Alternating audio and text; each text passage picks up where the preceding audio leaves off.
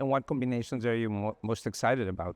I think the frontline combining with chemoimmunotherapy with R-CHOP I'm excited about in large B-cell lymphoma, and then in follicular, the data with combining with rituximab in the multiple relapse patients. The data looks really good, and especially in patients who are previously LEN treated and T-cell engaging therapy treated, that subgroup had really high responses. So I could see it as an agent that could potentially be effective in patients who are LEN exposed, especially as we have more backbone of agents being using lenalidomide.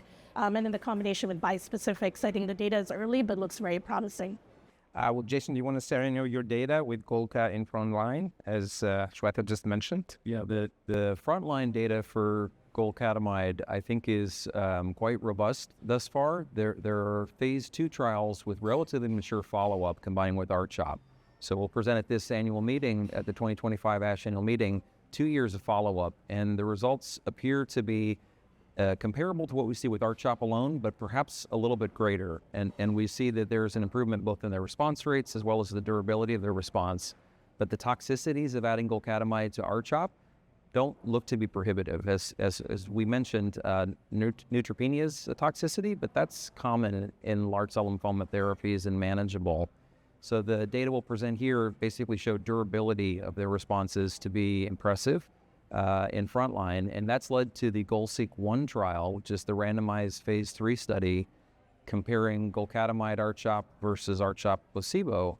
That's a global phase 3 trial that's actually just wrapping up enrollment now, and so that's one that will be eagerly anticipated in the coming years, not stratified based on cell of origin, looking more at the IPI as the clinical risk factors, IPI 3 to 5, but also high risk 1 and 2 IPI. So we'll have a pretty broad population included in the GOLSEEK-1 trial.